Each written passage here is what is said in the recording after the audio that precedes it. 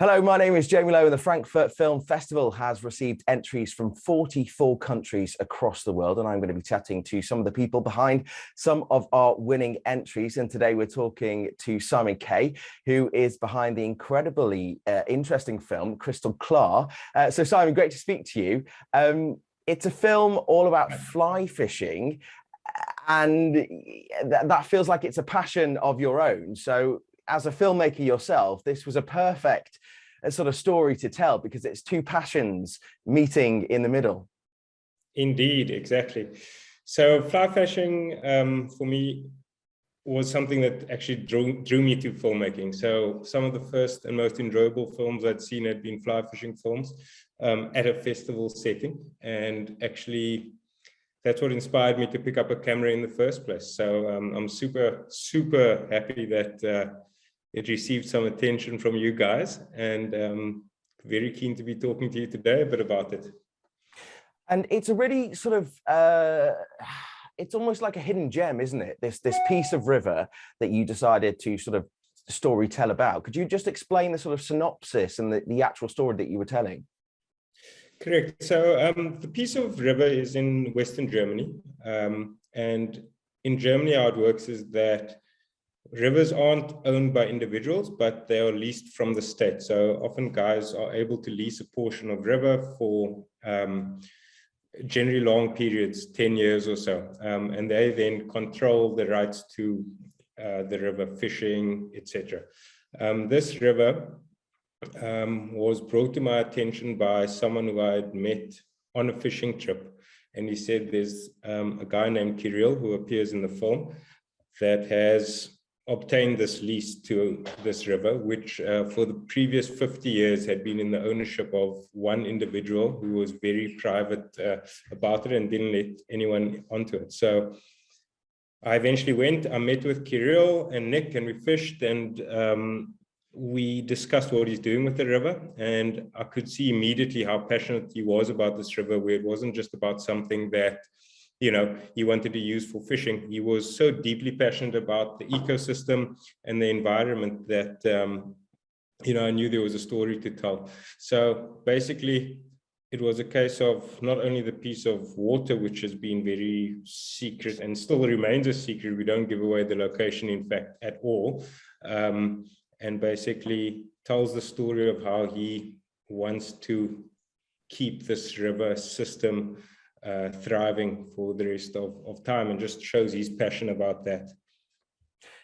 And there's a major sort of theme that runs through the piece, and it's about keeping nature as nature, because like you explain in the film, there's been a lot of sort of adjustments and sort of humanization to the way that the natural land worked, and it's really important for the people that control this stretch of river to keep it as is for the benefit, probably, of the local ecology. Precisely. I mean, Germany is a highly populated area, but you see this happening throughout the world. Obviously there's, the human population is expanding and infrastructures are expanding. And because of this, the natural world takes a lot of pressure because of this. And if we don't step in and actually put things in place to prevent things changing, they do. And we see it everywhere, where in the bigger cities, obviously the natural rivers were once natural.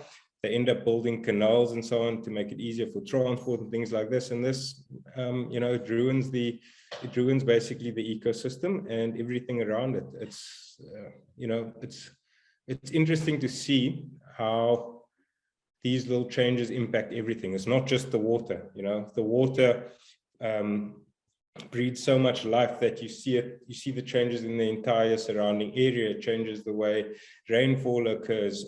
It's, the impact is prolific. And I think it just starts with, one person, wanting to keep something,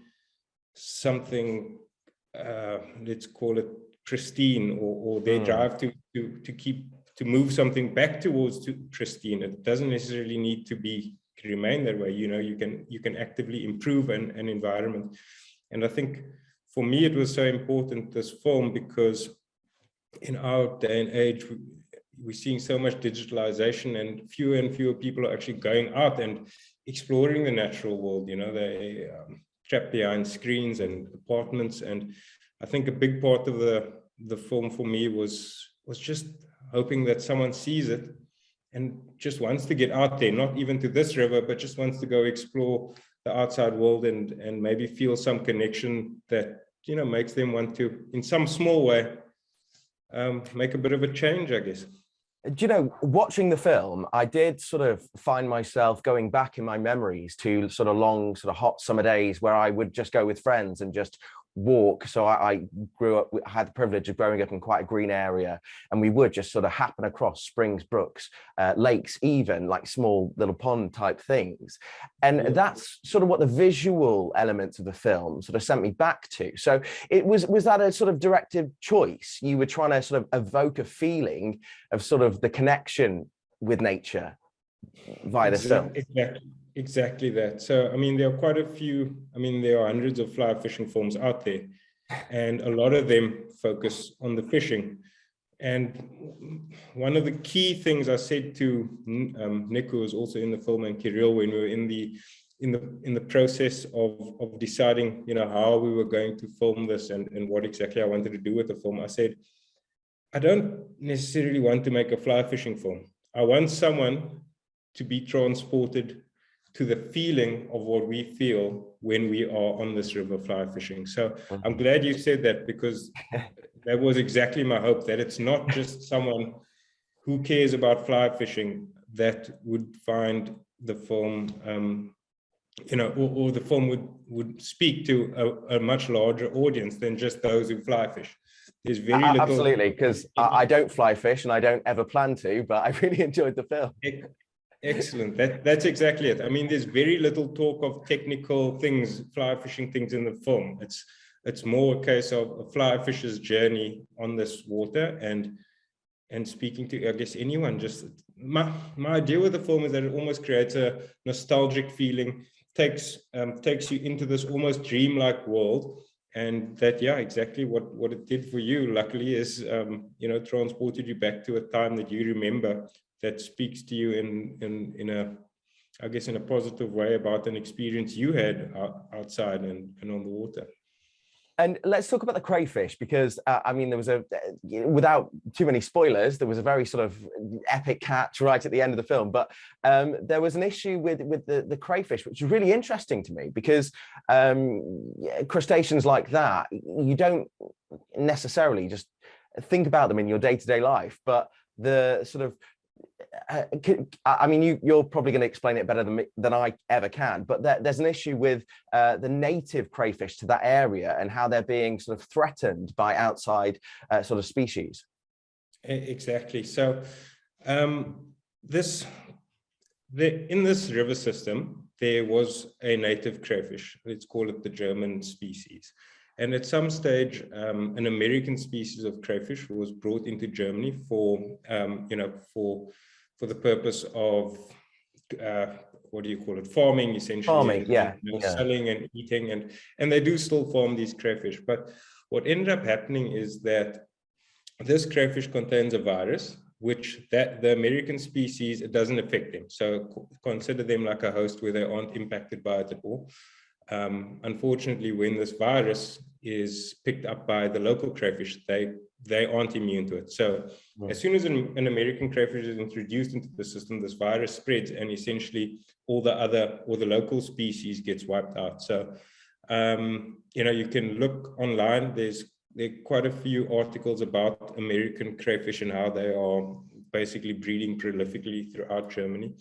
And in, you know, behind the scenes, it doesn't really get discussed in the film, but Kirill has been chatting to stakeholders or people that have lived on this river for many years. You know, he's been he's very closely involved with everything, and at some stage, they're not sure why, but this local population of crayfish essentially became extinct, and his main goal is to, you know, bring this crayfish back, because some of the residents talk about their childhood days where, you their father would go and, take out local crayfish and they would eat it for dinner and so on. So he basically wants to restore what was somehow lost in, over the years, and bring back that natural ecology to the river system. And in order to do that, he needs to make sure that there are no American crayfish in there. Otherwise, his restocking efforts would be futile because,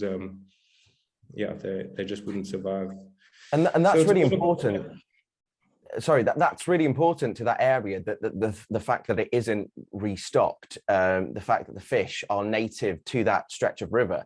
It's the fact that it is sort of, you say pristine, but I think the name of the film, Kristallklar, works quite well in that sense, because it is sort of like a protected crystal. The water's clear, the nature is local to it and exists and is supposed to exist there. It's almost a little bit sad, isn't it, that it feels like we have to close off this area of nature to keep it as is. Indeed, it's, I don't think it's about closing it off. I think it's about,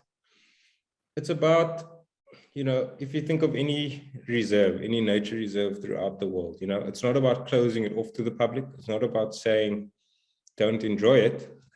It's about saying, enjoy it in a responsible way. And I guess perhaps controlling use, just to make sure that, people are aware of the, or actively take steps not to damage this area.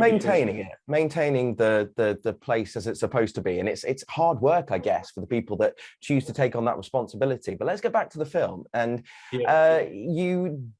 what I really like in documentary filmmaking is the representation of self. So you yourself, through your voiceover and, the story of you going to this river become quite a central part of this documentary, almost like a vehicle in which you are able to tell the story. What was your sort of choice in that? And why did you think that was so important to include in the film? So I think it was important for me to include that in the film because the journey of telling the story or getting to know Kirill and Nick was an important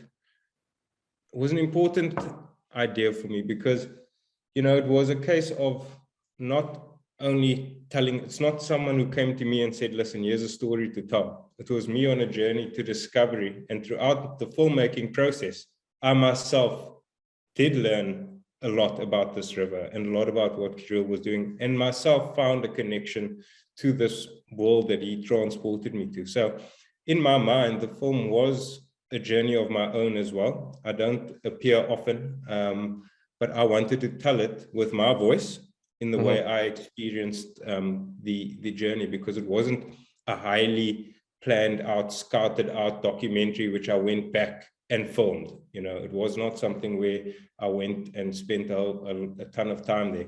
I went with the idea of filming without having seen this river. It was that secretive. So I went and for the first time experienced this piece of water, and at the same time was telling the story with my camera, and then in the editing suite, essentially trying to recreate what I felt through this journey of my own. So I guess that's the reason why that ended up being the creative choices, that I wanted to tell it from a personal perspective. That's really nice to hear, because that really feels like guerrilla filmmaking. You're just going out there, you're just capturing everything, and then like you said, in the editing suite in post, that's where you recreate, and it's almost as much important as the actual capturing of the stuff. So I mean, people interacting with the Frankfurt Film Festival will probably be budding filmmakers themselves, will want to be interested in it. And the fact that you just picked up a camera and went and found this story and told it, what equipment are you using, and how accessible is this sort of form of art to most people?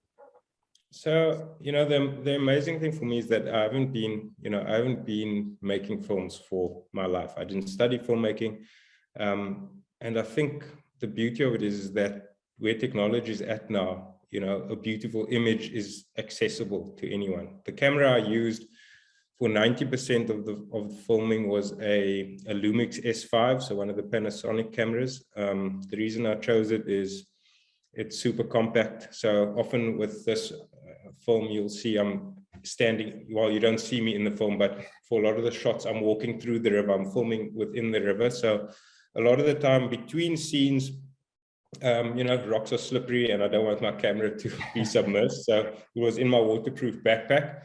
And, having anything bigger than a mirrorless camera would just become cumbersome. And I think make getting it out at the right time and capturing moments such that I did in the film almost impossible. If you've got major setup to do, it's just not going to work. So mirrorless camera, a few lenses to capture what I needed to, and essentially I stayed with the zoom lens on so that I could have as much diversity as I needed on the water. You're not changing lenses in the middle of a river. I mean, you could, but it's not something I wanted to risk. So essentially, it was mirrorless camera. And that is still, essentially a serious bit of kit. Several lenses and a camera like that. But the fact is, I think maybe you could have told that story just as well with a more basic setup of kit, because it's about the story, isn't it? Indeed. I think that's the most important thing, is that, a story, I've been out filming a few times where a story doesn't end up being told, because essentially you're filming moments, but it's not necessarily about a beautiful image. A beautiful image is not going to stick in someone's mind. It may. I mean, there have been films I've watched where I think back to the imagery rather than the story. But, most of the time, and you'll see this on a lot of social media, is that the most popular things are just done handheld with a phone and shaky footage maybe, or anything. And essentially it's the story that drives. And I guess we're seeing more of this with all these reels and basically video and filmmaking essentially is being done by everyone every day now. But, with a bit of thought behind it, obviously a viewer there needs to be an image that is not visually distracting, i.e. it needs to be good enough so that you can focus on the story rather than look at the visuals and it distracts you. And the same with the sound. And I think that's probably even more important, because you could watch a video with, visually may not be great, and the sound is awesome. You'll sit through it. If you watch the most amazing image and the sound is terrible, you're out of there. That's day one of filmmaking school right there. Yeah. Let's talk about the sound. So how did you capture that? Because the sort of the babbling of the brook, and then also the sound design is really, it's almost a character in the film. It's so prominent, and it sort of informs the viewer about how they're supposed to feel, how they're supposed to interact with what they're seeing on the screen. So can you talk about how you recorded the sound, and then maybe sort of talk about how you chose the sort of score for the picture? Sure. Look, a lot of the sound was recorded, to be honest, with my iPhone and in camera. So there were a few moments where, I didn't have much special equipment. I also did add some sounds. There's certain sounds in the film that just are virtually impossible to capture, that I'd love to capture myself, and I wish I had the time to, but one man banding it, was just not possible. The new film I'm working on, I'm doing a bit more of that, and I'll talk about that a bit later. But so capturing stuff in camera, iPhone with a plugged-in microphone, but nothing fancy. No fancy sound equipment at all. And then I think just piecing it together in the edit suite, I think that probably took me more time than editing the film. I mean, how it goes. You watch it, and then I think I heard someone say, no film you ever make is ever going to be complete. It just has to be good enough at some point, and you just kind of put it out there. So that's how I felt. That's when I watched it again recently. I looked at it, I said, I need to do a director's cut. Stuff that. but that is true though. As a visual storyteller, you can get lost in the minutiae, and maybe at that point lose track of the story. It's important to take a step back. So in that sense, did you work with a team? Were there people helping you to sort of guide this story into the right place and the visual elements of it? Yeah, so I didn't have a team that was on board specifically with the idea of assisting with the film. It was a very personal piece. It was my first kind of bigger project that I worked on, and I wanted to be almost my own, even if it's in its own imperfection or anything. So I kind of wanted it to be my, just mine. I did have people viewing it throughout the process, sending bits of it to people, getting feedback, which did help a lot. So there's a fly fishing magazine called The Mission, amazing visual magazine, which is changing the face of fly fishing. It's an online magazine as well as print in South Africa. And the editor of this magazine I got to know.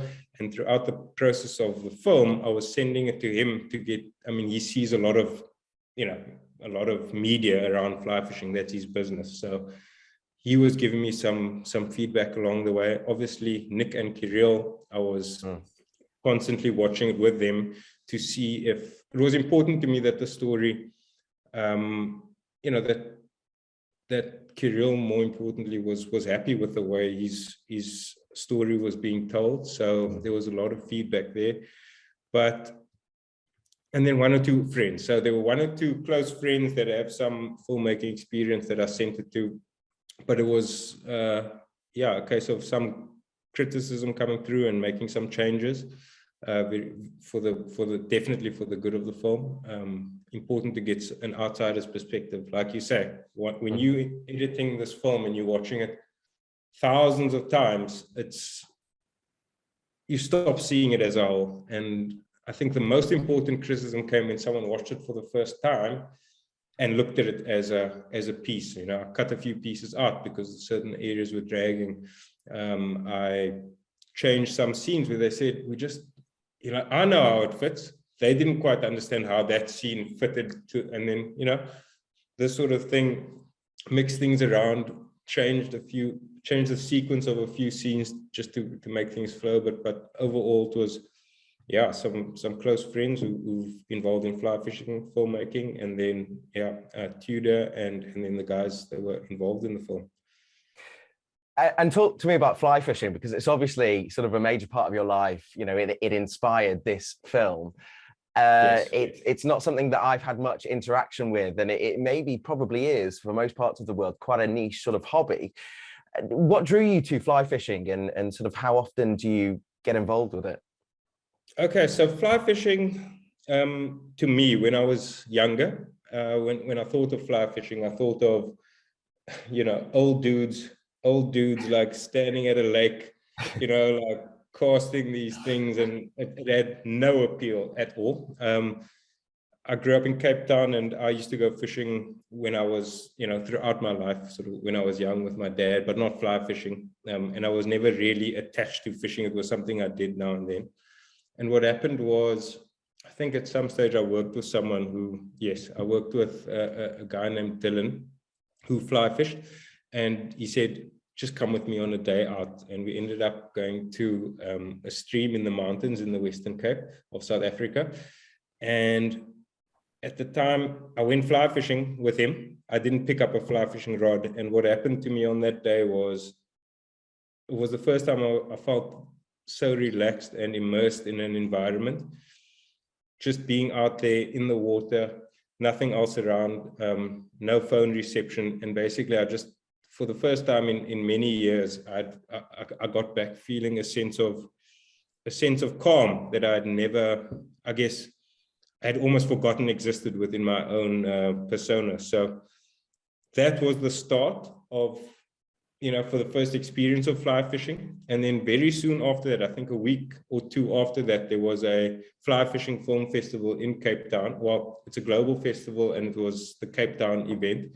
And I went with the same guy, Dylan, to see this festival. And that's when, in fact, I think, everything just happened for me mentally. Was I got to see in the film what fly fishing is, and it's not old dudes, sitting around the lake. When you see these films, there are some phenomenal films, guys catching monster fish in the Seychelles, guys in the Amazon jungle, guys fishing in, throughout the world for crazy species. And it's young, not only young guys, but it's young guys, having a lot of fun, going out, spending time with friends, spending time in nature, and just,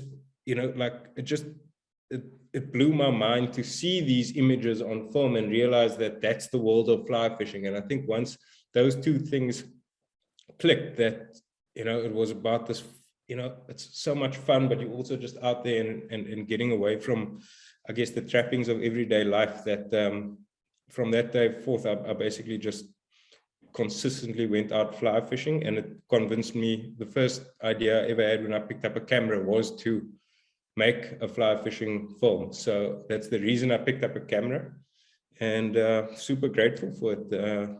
It's yeah, it drives a lot of my thoughts, and yeah, that's fly fishing. And then sort of the format of the film, you know, it's just under 15 minutes long. It's a sort of social ready, let's say, format. So it's quite accessible to the average viewer. You know, you've not made like a 2.5 hour long epic journey into the river. You've made a film which is complete. The story is complete. It takes you on a journey in the sort of the time that someone could consume, you know, over the internet, on a phone, something like that.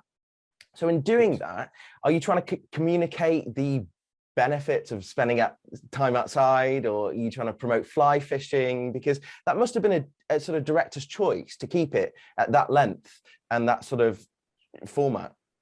Exactly. My key thinking when I thought of the length of the film, there were a few aspects. Is obviously I wanted it to get into a festival, and you know, there's a certain length of film where you're just consuming too much screen time. So that was one part. But the main reason for trying to keep it as, let's call it, as short as possible was, if you told someone that hasn't fly fished before, can you watch, there's an awesome film, but it's a 40-minute fly fishing film. I don't think, you know, you're not going to commit to 40 minutes. You're just going to say, yeah. Ooh, yeah, I'll save it in my watch list, you know, and you'll never click it. If you know it's 15 minutes, like you say, it's easy to consume. And yeah, I think it's that nice length between just telling enough story, but not being too drawn out for the story that it is. I don't think it needs to be any longer to convey what I wanted to convey. And I think you did succeed in what you set out to do there. It is a beautiful film, and one, you know, I really enjoyed watching. So what is next? Are we going to see more fly fishing? Are we going to go on more adventures around the world? What have we got coming up? Yeah, so there are some very interesting things happening. It's been actually an eventful week. You're speaking to me at a very interesting time. But I've been in Cape Town for a few months, since the end of December, and I started working on a new fly fishing film there that I can't speak much about yet. It's in the salt water, so it's going to be a different feeling film. It's not going to be it's going to be a slightly different. The feeling I want to convey with that one is going to be a different one, but I'm looking forward to sharing more information on that film as things go on. And then recently, you know, this week I've been in touch with a few guys of a media group here, and they've asked me to get involved with a project in Europe, another fly fishing project. So I'm doing those two on the fly fishing front, which will, you know, once things become a bit more concrete and I'm able to speak about them without any worry of anything else, because the topics are pretty, you know, I need to make sure that I'm the first person to tell these stories, so I can't talk about them too much. But then on a different front, my sister is an environmentalist. She's living in New Zealand at the moment, and we are working on a film it's in the planning phase at the moment, but in Cape Town, actually around waste management. So also an environmental theme, not fishing related, but basically about, you know, what impact we can have as individuals on, I guess, reducing waste in landfills and the impact that can have. And that's also a project that's very close to my heart, and hoping that it will you know, have an impact in one way or another to a greener, a more sustainable future, I guess, not one that will end up us looking like characters from the Matrix, just plugged into the metaverse and no real world around us. It's like the future I want to try and help avoid, with hopefully telling some stories of the beauty of the world. Yeah, you can't touch grass in the metaverse. Simon K, thank you so much for talking to us here at the Frankfurt Film Festival. So if you want to find out more information, or indeed check out all of these amazing films that we've had entered to us, you head to our website, and we'll see you in the next video.